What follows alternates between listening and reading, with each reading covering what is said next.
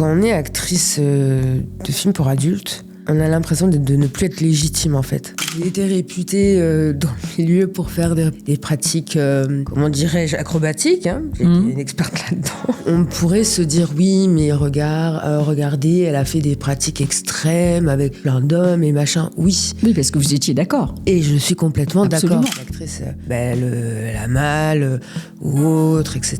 Bref, faire une pause et là tout de suite ce mec dit oh là là, qu'est-ce qu'elle est.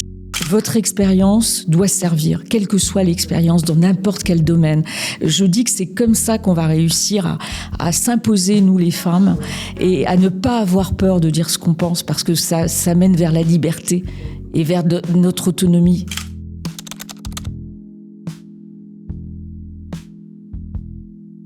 Bonjour et bienvenue dans le nouvel épisode de Survivante. Et aujourd'hui, j'ai le plaisir de recevoir Nikita Bellucci, dont vous avez très certainement entendu parler. Et je vais lui demander de se présenter tout simplement. Nikita, si ça vous ennuie pas, on aimerait vous situer. Vous êtes une actrice, vous êtes une femme d'affaires, vous êtes une femme tout court, une femme militante aussi, je crois, ou en tous les cas une femme qui vous insurgez contre certaines pratiques. Voilà, je vous laisse la parole pour vous présenter. Du coup, vous avez un peu tout résumé. Donc, Nikita Bellucci, je travaille dans le milieu pour adultes depuis 2011 maintenant. Où à un moment donné, j'ai fait une pause et j'y suis retournée en tant que productrice et réalisatrice. Et je suis aussi maman de 2 enfants. Voilà, il y a plein de casquettes. Dans le milieu que vous avez fréquenté, que vous fréquentez encore, un milieu, c'est une industrie en fait.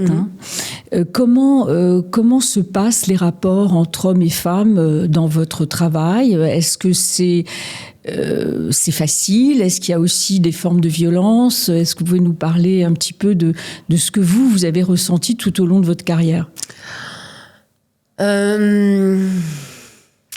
En fait, il y a eu un avant et après, c'est-à-dire que y a des affaires qui ont éclaté, comme l'affaire French Bukkake, qui n'a toujours pas été jugée. Ça commence à faire un petit peu long maintenant. Et d'autres personnes également ont été inquiétées par la justice. Donc voilà, il y a eu une évolution. Alors, vous pouvez nous rappeler cette affaire, parce que tout le monde ne la connaît pas. Alors, l'affaire French Bukkake. Donc, French Bukkake, c'était une production tenue par Pascal Opé. D'accord. Et en fait, donc, du coup, il organisait des tournages où il y avait plus de 100 hommes devant une femme. Alors bon, c'est une pratique qui est extrême, mais ce n'est pas illégal, ce n'est pas sale, parce qu'il n'y a aucune pratique qui est sale tant qu'elle reste légale, si je puis dire. Mais il y a eu des abus de la part de ce monsieur et de certaines personnes qui l'a fait travailler. Il y a eu des viols et tous ces faits ont été dévoilés par qui ? Par la plaignante. Il y a une plaignante, la femme donc, qui ne consentait pas à ce type de relation. Alors il me semble que c'était, si je ne me trompe pas, un journaliste, je ne vais pas dire son nom parce que je suis plus sûre du nom, qui a fait une vidéo justement, une victime a parlé anonymement. D'accord. Et là, de fil en aiguille, l'affaire a explosé. Donc ça a alerté les autres, en fait. Ça a permis de se rendre compte que sans le consentement, il y avait une difficulté et on pouvait intenter une action contre ces personnes. C'était qui ? C'était le producteur ? Un producteur réalisateur. C'était un petit peu tout le monde de son entourage à ce monsieur, c'est-à-dire que il a embauché quelqu'un qui se faisait passer pour une femme sur les réseaux sociaux et qui du coup engrainait des jeunes femmes pour entrer dans l'industrie. Alors souvent c'était des profils fragiles où la vie n'était pas simple pour elles. Et donc voilà, ça...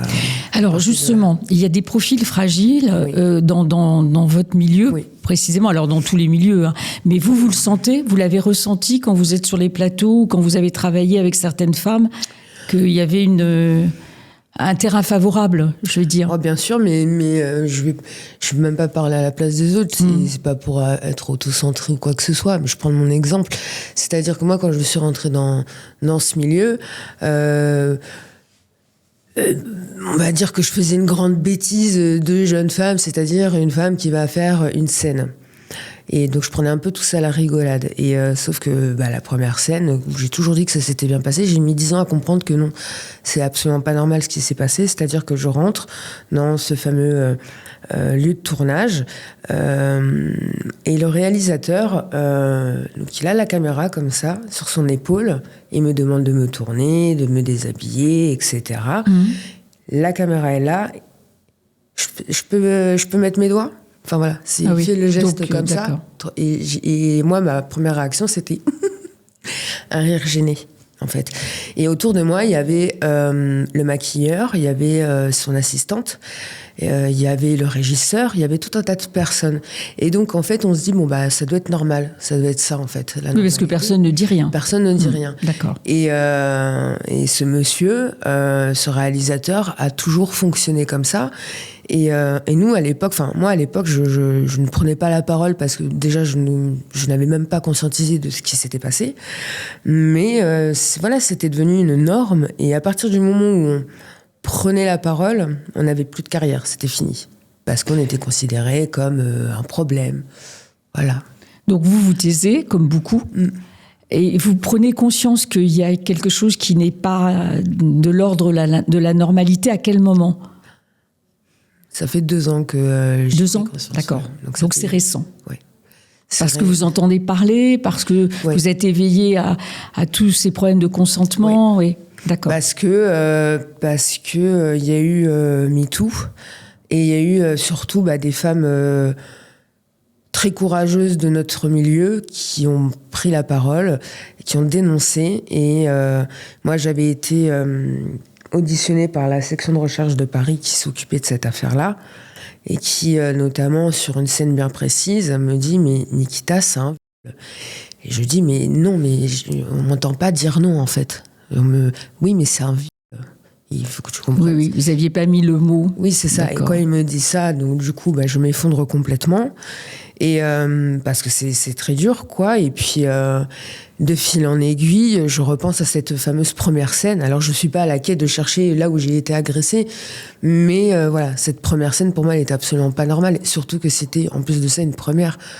Donc cette première scène vous revient à l'esprit, en disant oui, c'est pas la première fois que je vivais des choses qui ne sont pas normales. Donc cette première scène, et d'autres après, vous vous remémorez ou pas trop ? Il y en a que 2. Que 2. Que 2, et pourtant, j'ai été réputée dans le milieu pour faire des pratiques, comment dirais-je, acrobatiques. J'étais une experte là-dedans. Et on pourrait se dire, oui, mais regardez, elle a fait des pratiques extrêmes avec plein d'hommes et machin. Oui. Oui, parce que vous étiez d'accord. Et je suis complètement d'accord. Et je l'ai toujours très bien vécu. Mais à partir du moment où vous n'êtes pas d'accord, vous avez le droit aussi de dire, là, il y a un souci. Les seules scènes où ça s'est mal passé, c'était une scène, un homme, une femme, et c'est tout. D'accord. Voilà. Qui venait de la part de l'homme. Ouais. D'accord. Et vous en avez parlé après ? Vous avez verbalisé auprès de la personne qui vous a fait ça ou pas ? Alors pour le réalisateur en question, j'ai envoyé un message sur Facebook, il n'a absolument pas compris. Je lui ai dit, regarde ce passage, ce n'est pas normal. La seule chose qu'il m'a répondu, c'est « Ah oui, effectivement, c'est pas normal que ces scènes-là soient piratées et soient mises sur les grands sites. » En fait, il n'a pas pris du tout conscience de... D'accord. Je pense qu'il était dans le déni. Oui, un dédain de ce que vous... Voilà. Oui, c'est ça. Et l'autre personne, donc cette deuxième scène, je lui ai écrit sur Twitter... X maintenant, et la section de recherche, lorsque cette personne a été interrogée pour d'autres affaires, m'a dit Nikita, on voulait t'interroger parce qu'on a vu tes messages que tu as écrits à cette personne. Alors aujourd'hui, vous en avez parlé, en fait. Vous avez osé en parler. Vous avez envie d'alerter. Est-ce que ça vous a empêché de retravailler ou pas, le fait que vous ayez dit certaines choses ? Alors non, ça ne m'a pas empêché de travailler, puisque maintenant je suis totalement indépendante, j'ai ma boîte de production. D'accord.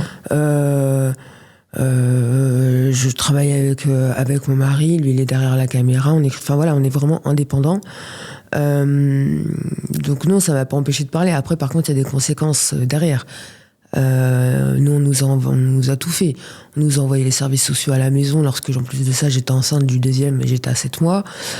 Donc c'est un peu compliqué. Oui, vous avez eu des représailles, on va dire. C'est ça, une belle procédure bâillon où on nous demande 700 000 € de dommages. Donc on perd notre temps dans un tribunal encore et encore et encore. Ça a pris 3 ans. Parce qu'on a relayé des tweets, des articles de presse pour justement pousser de potentielles autres victimes à parler. Donc aujourd'hui, c'est un petit peu, vous sentez obligé, pas obligé, mais en tous les cas, vous avez l'intention d'aider les autres. Hein, vous avez vraiment un devoir de conscience et vous voulez prévenir, alerter. On ne peut pas faire n'importe quoi. Oui. On nous doit du respect. Oui.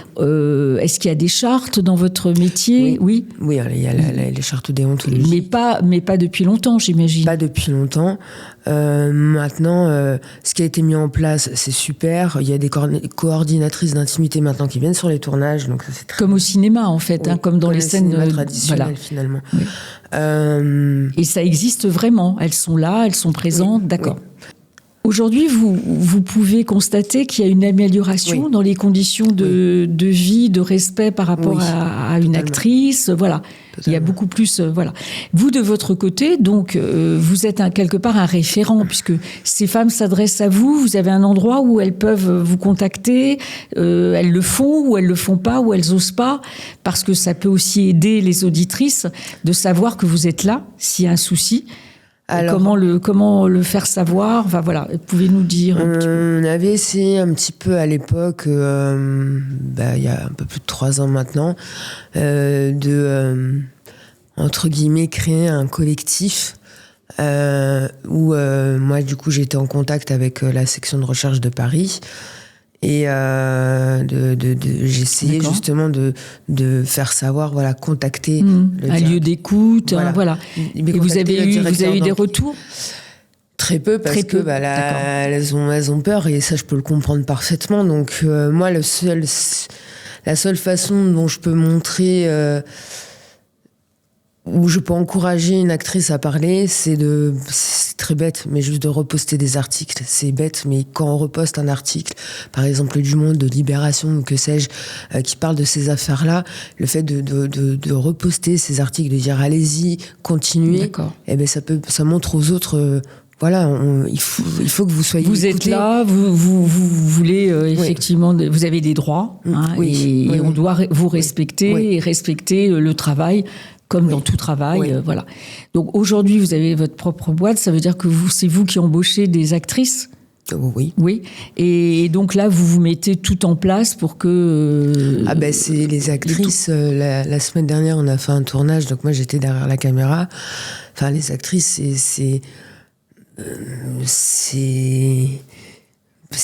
alors à chaque fois je les appelle chouquettes, lapins, c'est bête, mais j'ai énormément de tendresse. Vous les entourez ? Oui, j'ai énormément de tendresse pour elles. Je veux qu'elles soient bien, qu'elles se sentent bien, mais comme les acteurs, voilà, je ne veux absolument que personne ne manque de rien et que tout le monde soit, voilà, on est là pour bosser, mais on est là aussi pour rire, pour se détendre, pour se raconter nos soucis si on a besoin.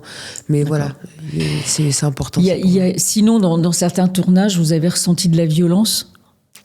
Alors bien sûr, ce que vous nous racontez, la violence sexuelle, et est-ce que vous avez ressenti du dénigrement, des violences verbales envers ces femmes ? J'avais assisté à un tournage, ça devait être en 2015, avec un acteur qui est maintenant parti vivre en Colombie. Et cet acteur, donc on est tous ensemble sur le set, et à un moment donné, donc cet acteur est avec une actrice, et l'actrice elle a mal ou autre, etc. Bref, faire une pause, et là tout de suite ce mec dit oh là là, qu'est-ce qu'elle est chiante. Et en fait, ce mot-là, c'est tout bête, mais ce mot-là, ça nous met dans le crâne, ne dis rien, tais-toi. Parce que sinon, t'es chiante. C'est ça. Ça, c'est participer à à de la violence et participer à un système où voilà, l'actrice doit se taire, sinon elle n'a plus de carrière. Donc oui, il y a eu beaucoup de choses. Ne pas respecter la parole, en fait, de l'autre, tout simplement. Oui, ok. oui. Donc vous, en réaction, vous en faites beaucoup maintenant par rapport à ces acteurs et ces actrices. Oui, mais moi-même, j'ai aucune honte et aucune gêne à le dire. Hein. Moi-même, j'ai participé inconsciemment à ce genre de comportement. Parce que quand l'actrice dit « j'ai mal » ou « je veux arrêter » ou que sais-je, et que l'acteur il dit « oh là là, qu'est-ce qu'elle est chiante » et que moi-même, je ne réponde pas à ce moment-là. Ce que j'aurais dû faire, c'est « toi, tu arrêtes ta caméra, tout le monde rentre chez soi ». Même si je suis qu'actrice, je m'en fous. L'actrice n'a pas Ben vous n'en aviez pas forcément conscience. Pas conscience. Et aujourd'hui, justement, on a besoin de femmes comme vous pour remettre en avant les droits de chacun et les droits des femmes que vous avez devant vous. Et il y a des attitudes inadmissibles et vous devez le faire savoir. Donc c'est très bien qu'il y ait des messagers comme vous qui s'insurgent contre tout ça. Hein, quel que soit le milieu, on a besoin de porte-parole. Vous avez aussi beaucoup parlé de la pornographie des mineurs. Hein, alors, est-ce que vous pouvez nous dire pourquoi vous vous battez là-dessus ? En quoi vous pouvez apporter votre pierre à l'édifice ? Alors, là-dessus, je me bats depuis 2018, parce que j'avais reçu des messages de mineurs et à caractère sexuel sur mes réseaux sociaux, en message privé. Ça doit être très violent. C'est violent et on se dit waouh, mais dans quel monde on vit, quoi. Et je fais les captures et j'envoie tout aux parents. J'essaie de retrouver les parents et de leur dire voilà, je vous juge pas, hein, mais regardez ce que fait votre enfant, quoi. Il va peut-être falloir instaurer un dialogue. C'est juste pas normal. Et en fait, je me suis reçu une vague de harcèlement suite à ça. Et vu que tout le monde me harcelait parce que c'est l'actrice pornographique qui dénonce ce genre de choses, je me suis dit finalement il y a peut-être un énorme problème et je vais continuer et voilà. Et pour moi c'est essentiel parce qu'en fait la loi française elle est absolument pas appliquée, personne ne la respecte et voilà. Donc vous en parlez. Alors est-ce que vous faites des conférences ? Est-ce que vous participez dans la société à faire passer des messages qui sont extrêmement importants ? Est-ce qu'on vous écoute ? Est-ce qu'on vous appelle ? Est-ce qu'on vous fait participer à des colloques ? J'avais participé, j'avais rencontré le secrétaire d'État Adrien Taquet à l'époque pour justement évoquer cette problématique-là. Je lui ai parlé des réseaux sociaux où on pouvait trouver tout et n'importe quoi, parce qu'on s'attaque à la pornographie, enfin aux sites qui ne respectent pas la loi française, ce qui est très bien de s'attaquer à ça, mais il faut aussi regarder ce qui se passe sur les réseaux sociaux. J'avais été reçue également par Clara Chapaz, qui était l'ancienne ministre du numérique, et un beau matin, Clara Chapaz m'appelle sur mon téléphone et me dit « Nikita, la loi elle est passée, c'est bon ».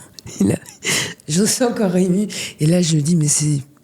Merci. » Oui, parce que moi, je vous connais justement par vos prises de parole. J'ai pas regardé vos films, mais en fait, on vous connaît. On vous connaît parce que justement, vous osez. Vous osez, et il faut davantage de femmes comme vous qui osez dénoncer. Et vous avez osé. Et je pense que vous allez encore le faire si des personnes viennent se confier à vous, ou ne serait-ce que pour les accompagner, les guider dans ce qu'il faut qu'elles fassent, parce que finalement, la plainte a découlé sur le fait ils sont encore en enquête, j'imagine, ou en instruction, cette personne qui a été dénoncée. Donc il faut beaucoup d'affaires pour vous aussi avoir votre place, car vous méritez, comme tout le monde, de vous faire entendre. Mais c'est en fait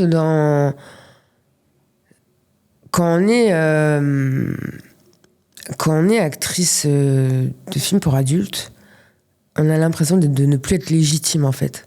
Et moi, lorsque j'avais été harcelée, etc., que j'ai été représentée par mon avocat, l'avocat me dit « mais on va se battre ». Et il y a un moment, on va se battre. Il faut arrêter, tu n'as pas à subir ça, stop. Et je me retrouve au tribunal et je crois que c'était l'avocat général qui dit au prévenu « contrairement à vous, madame a gardé toute sa dignité ».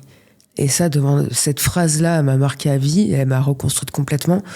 Et oui, quand on est actrice, on ne se sent même pas légitime à prendre la parole, à dénoncer, parce qu'on se dit, de toute façon, on va encore dire avec tout ce que j'ai pris, etc., etc. On est déshumanisé, et nous-mêmes, on le croit. Maintenant, moi, en portant plainte, en prenant un avocat, en allant jusqu'au bout, j'ai compris une chose, je ne suis pas dans la légalité, il n'y a personne qui a le droit de me discriminer, de m'insulter, de me harceler. Absolument personne. Vous avez bien raison. Vous avez bien raison, parce que c'est une forme de violence extrême que l'on vous fait, même en parlant de cette manière de vous. C'est un métier. Et en dehors de ça, vous avez votre vie, vous avez vos sentiments, vous avez vos ressentis, et c'est inadmissible. Vous êtes une personne qui avait droit au respect comme toutes les personnes. Donc ça, il faut revenir là-dessus à plusieurs reprises, et il faut continuer. Ouais. Il faut continuer. Et depuis, on vous considère différemment. Vous avez l'impression qu'il y a un autre regard sur vous ? Mais depuis, j'ai plus jamais reçu la moindre insulte. Déjà, vous êtes bien avec vous-même et vous avez davantage une estime de vous, j'imagine, oui, d'avoir fait ça et d'être allé au bout. Ouais. Et c'est pour ça que c'est un peu la même chose dans un couple. Quand les personnes vivent tout ça et qu'elles osent en parler, elles vont mieux. Oui. Voilà.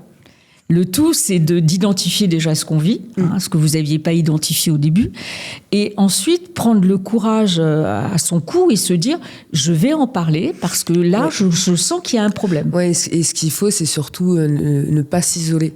C'est ça. L'isolement, il n'y a rien de pire. Plus on est isolé et plus on s'enfonce dans cette situation, et sur la santé mentale, ça devient catastrophique. Il faut parler. Et l'isolement arrange l'autre, vous imaginez bien.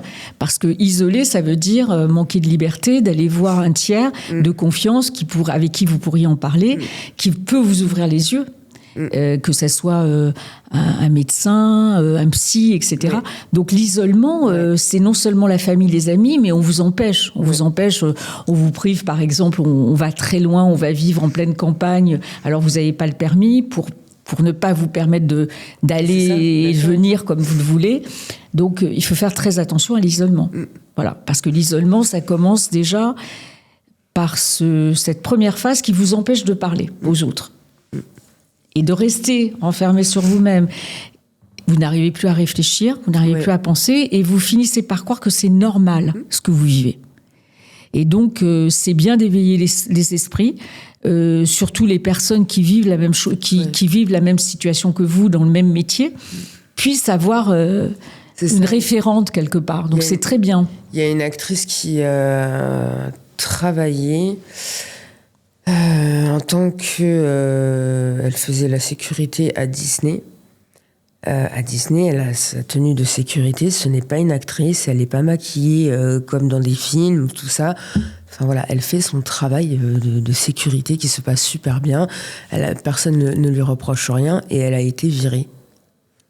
Et donc, parce qu'on a appris qu'elle avait un métier parallèle. Il y a eu du harcèlement de la part de certains de ses collègues, en mettant sur le casier son nom d'actrice.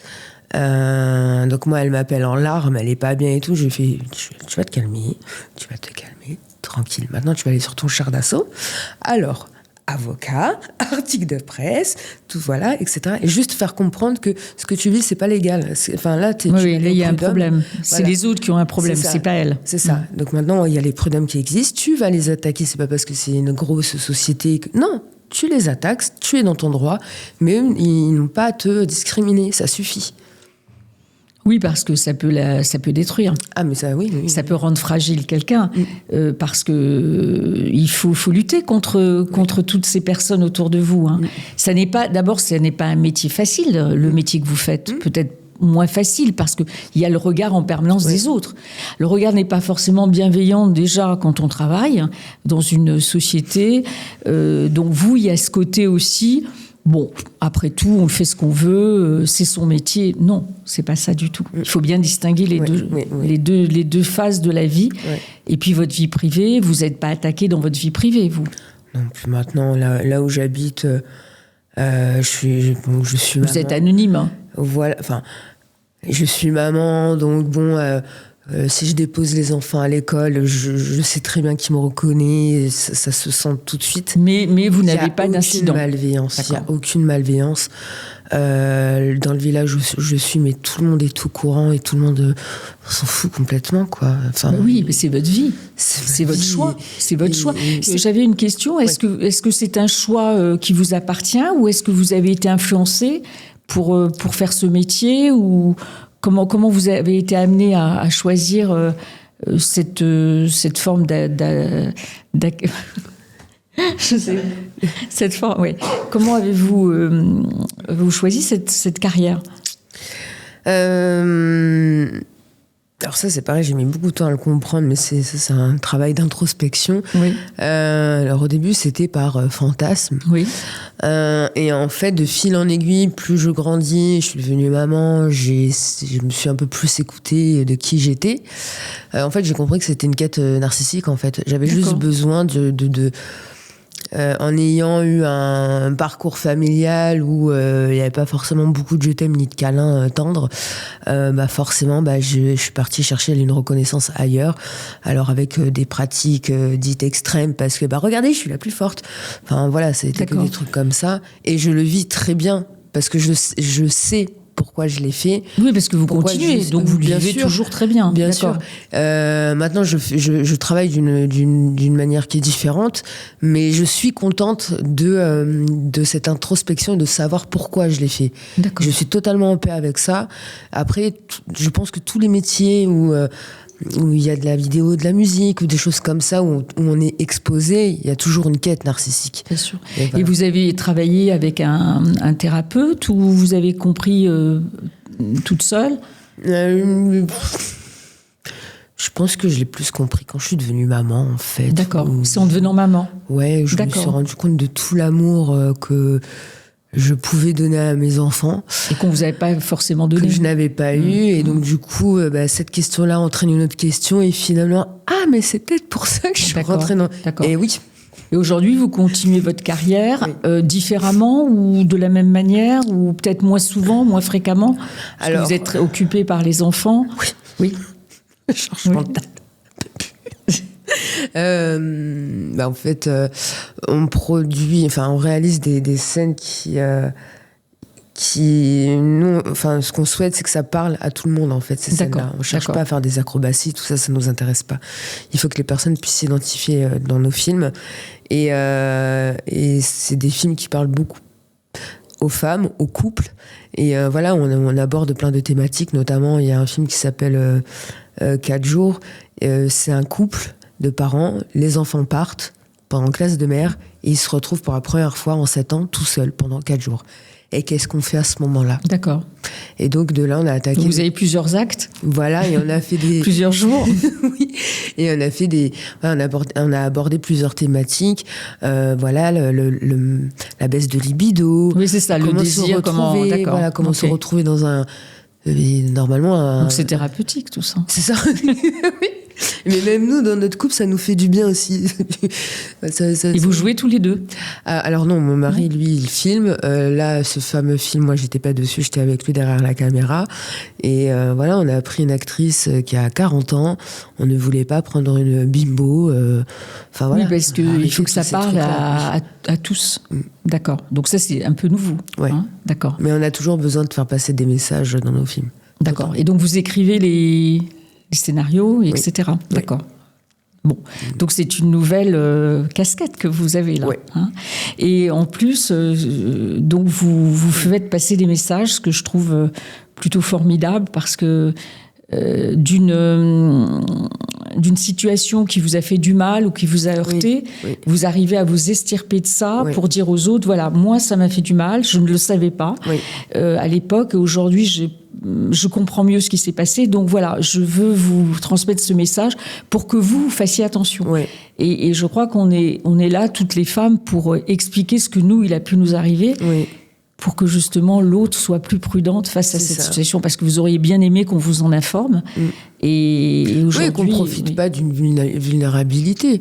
Bien sûr. Je sais très bien lorsqu'il y a eu certains abus, j'ai très bien compris, 10 ans après, j'ai compris le mécanisme, quoi. Ils savaient très bien qu'ils avaient en face d'eux. C'était la gamine qui avait besoin de reconnaissance, etc., etc. Donc ça, on appuie dessus, et puis voilà. Aujourd'hui, vous vous sentez en paix avec tout ça? Vous êtes, oui. Vous vous sentez reconnu, vous vous sentez en confiance en vous, vous avez de l'estime de vous-même, vous avez à travailler là-dessus pour retrouver un petit peu tous ces repères qui vous manquaient, j'imagine. Oui. Là, la quête de reconnaissance, je l'ai plus. Juste par mes enfants, c'est plus important. Mais non. Attends, c'était quoi la question? J'ai zappé. TDAH, ça y est, mon esprit est parti ailleurs. J'ai vu le papillon là. Attends. Aujourd'hui, vous êtes plus sereine avec vous, avec votre entourage. Vous vous sentez reconnue. Vous avez plus d'estime de vous. Grâce à toutes les épreuves ou grâce à tout ce chemin, tout simplement parcouru. Oui et non, dans le sens où je manque toujours de confiance en moi. Ça je l'enlèverai jamais. Mais non, je me sens... mais je me sens simplement bien, en fait, et en accord avec moi-même. C'est-à-dire que je n'ai plus peur du harcèlement, je n'ai pas peur du regard de l'autre. Du regard de l'autre. Enfin voilà, je sais qui je suis, je me connais en tant que femme, je me connais en tant que maman. Voilà, donc je suis bien là-dessus, quoi. Et vous avez pas envie que quelqu'un abîme tout ça, surtout? Surtout pas. Surtout pas. Voilà. Alors, lorsqu'on a commencé à vous entendre parler de ce qui peut arriver, etc., est-ce que vous avez senti le mouvement féministe être à vos côtés ou pas? Est-ce que vous vous êtes senti soutenu dans cette démarche que vous avez eu le courage de faire? Alors, oui et non, dans le sens où j'ai reçu beaucoup de soutien de plein de femmes, tout ça. Mais étant donné que je travaille dans l'industrie, que j'aime mon métier, que je défends mon métier de moi, en tout cas je le pratique, et les personnes avec qui je travaille, et que je ne suis pas en train de cracher entre guillemets dans la soupe ou de dire... C'est pas entendable pour tout le monde. C'est pas entendable pour tout le monde, et souvent ce qu'on me répond, c'est Nikita, tu participes à la culture du quoi. Donc d'entendre ça, oui, c'est un peu compliqué, surtout par des mouvements féministes. Donc bon, faut faire avec. Ouais, je comprends. Après, voilà, il y a plusieurs courants féministes et il y en a beaucoup d'autres qui me soutiennent et ça va très bien. Et ça vous fait du bien, j'imagine. Oui, parce qu'on se sent là, comprise, oui. Tout simplement. Et je suis en train de découvrir la sororité, chose que je ne connaissais pas avant. Et ben, je peux vous dire que ça fait beaucoup de bien, et c'est ce que je découvre là, que je me prends en plein visage. J'essaye du coup de me dire mais oui, c'est ça, il faut que toutes les femmes s'élèvent. Donc quelque part vous avez de la chance, parce que il y a quand même de la sororité. Oui. Il y a quand même des femmes qui vous soutiennent. Oui. Donc vous en avez. Oui. Ce qui aurait pu être à l'époque très très rare. Il y a 10 ans, non. Il y a 10 ans, non. D'accord. Aujourd'hui, il y a une évolution, il y a une progression. Ouais. Ces femmes vous mettent des messages de soutien en vous disant on est là, voilà. On est là, on t'écoute, on te croit, ou des messages, de continu. Et puis même au-delà de ça, même si elles s'adressent pas à moi directement, les femmes sont en train pour moi de reprendre un certain pouvoir que j'adore. C'est-à-dire que maintenant sur les réseaux sociaux, on voit beaucoup de masculinistes type Alexis Chen qui parlent beaucoup de body count, ce fameux body count. Et moi, je sais que ces messages-là qui sont véhiculés sur les réseaux sociaux quand on est adolescente, c'est très compliqué. Et maintenant, par exemple, il y a une humoriste qui s'appelle Marine Leonardi, je crois.